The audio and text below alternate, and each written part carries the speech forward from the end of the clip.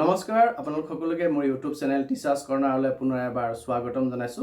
আজি এটি খুবেই গুৰুত্বপূৰ্ণ ভিডিঅ' লৈ আপোনালোকৰ মাজলৈ আহিছো।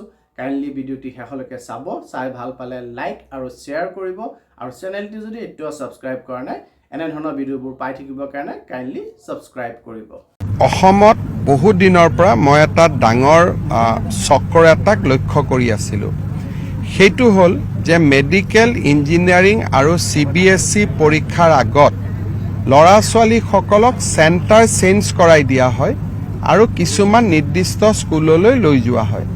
গোৱালপাৰা, নগাঁও, কামৰূপ জিলাৰ 247 গৰাকী ষ্টুডেণ্টক CBSE পৰীক্ষাত 30 নম্বৰকৈ অধিক নম্বৰ দিয়াৰ প্ৰতিশ্ৰুতি দি এখেতসকলক বৰাক উপত্যকাৰ পাথাৰকান্দিলৈ লৈ যোৱা হৈছিলে। পিছত যেতিয়া তাতে সুবিধা নাপালে ল'ৰা ছোৱালীখিনিয়ে হুলস্থুল কৰিলে, লাহে লাহে গোটেই চক্ৰটো পোহৰলৈ আহিছে।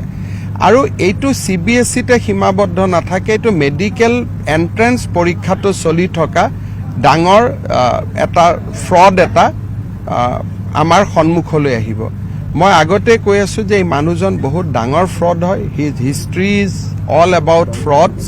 আমাৰ অসমৰ কিছুমান বুদ্ধিজীৱীক তেওঁ নিজৰ অধীনলৈ লৈ আহি এটা মানুহক বিপথে পৰিচালিত কৰাৰ প্ৰচেষ্টা ইমান দিনে চলাই আছিলে। লাহে লাহে কথাবোৰ ধৰাত পৰিব।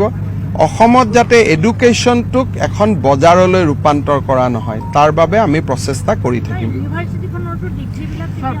চক ইউনিভাৰ্চিটিত এটা ডাঙৰ সমস্যা যে মানুহে PhD ডিগ্ৰী লৈ আছে, কাম কৰা মানুহেও, কিন্তু কাম কৰা মানুহজনে ছুটি লোৱা নাই। তাৰমানে কাম আৰু PhD দুয়োটাই কেনেকৈ একেলগে হ'ব পাৰে? গতিকে লাহে লাহে এই গোটেই ইনভেষ্টিগেশ্যনবিলাক খুলিব।